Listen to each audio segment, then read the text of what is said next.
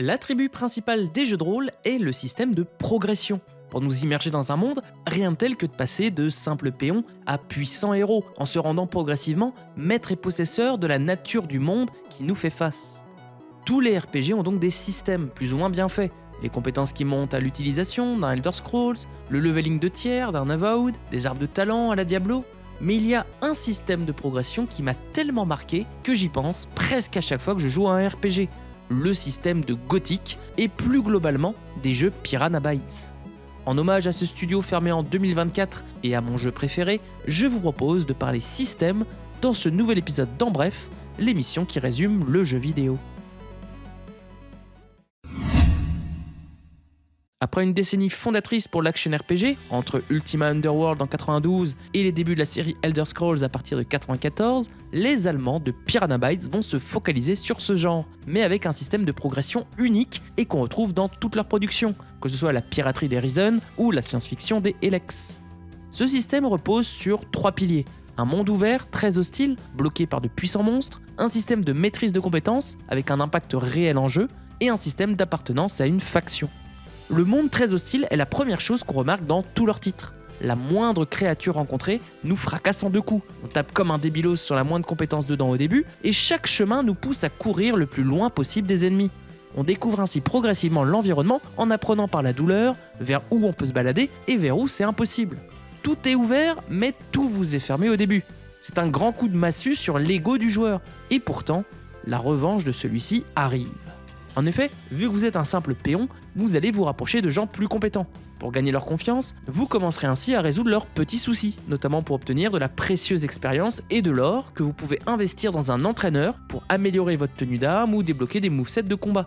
Au début du jeu, même de Gothic, vos coups sont mal faits et font peu de dégâts, mais avec de l'entraînement, vous voyez que votre personnage prend la confiance et que les dégâts deviennent au rendez-vous. Vous voyez ainsi les marques concrètes de votre progrès.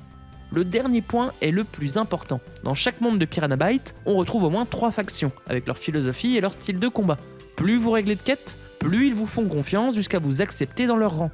En choisissant une faction, vous vous privez des autres, vous changez en partie l'histoire, mais vous obtenez la confiance des gens et surtout une armure et une arme de faction. Et celle-ci change tout, car les tenues des factions vous rendent incomparablement plus puissant. C'est le moment où vous prenez votre première revanche sur l'environnement qui vous a malmené jusque-là. C'est un sentiment de progression incomparable, mais ce n'est pas fini, car vous allez retrouver de nouveaux ennemis encore plus puissants, mais heureusement, vous continuez de progresser dans votre faction pour obtenir un meilleur rang, et donc de nouveaux tiers d'armure et d'armes. Un monde hostile qui fait peur mais qu'on essaie d'exploiter comme on peut, des compétences qu'on doit absolument entraîner, et une appartenance à une faction, donnant armes et armure, représente la recette miracle. En passant de péon à acteur du monde, vous ouvrez une partie de l'open world, jusqu'au prochain blocage. C'est un système extrêmement efficace, qui change notre façon de jouer. La survie au début, avec beaucoup de fuites, le combat téméraire en milieu et fin de jeu. C'est porté par un monde à la moralité douteuse, un système de PNJ cohérent qui vivent, que ce soit en se baladant, travaillant, fumant, mangeant ou dormant, et vous pouvez vous battre avec chacun d'entre eux sans conséquence, tant que vous ne les achevez pas. Le seul défaut des jeux Piranha Bytes, c'est en fait les systèmes de combat. Pas toujours passionnants et un peu cheesy, puisqu'on doit spammer des attaques, et avec des derniers chapitres où on ne fait que se battre contre de puissants ennemis, ce qui change toute la progression et aventure qu'on a eue jusque-là. Mais en spammant suffisamment bien, on triomphe d'un monde qui a voulu nous briser, et c'est là tout le sel de cette progression. À ce jour, au-delà des productions de Piranha Bytes, je n'ai pas encore joué à des titres qui m'ont autant donné ce sentiment unique de progression, avec une appartenance progressive à une faction nous permettant d'écumer un open world sans foi ni loi.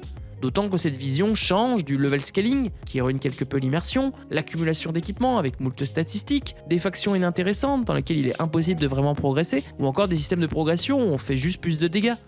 La méthode Piranha Bytes, elle, propose un vrai système de progression organique. Cela ne veut pas dire non plus que les jeux de Piranha Bytes sont excellents. Personnellement, je me suis éclaté sur Gothic, Risen et Elex en délaissant leurs suites respectives, et il est difficile de voir leur système de combat comme autre chose que du spam ou de l'abus de mécanique. Reste que c'est cette vision unique qui nous manque aujourd'hui, selon moi, dans les action RPG. En tout cas, n'hésitez pas à me dire si vous connaissez des titres similaires dans leur mécanique de progression. J'ai déjà quelques noms en tête pour tester tout cela.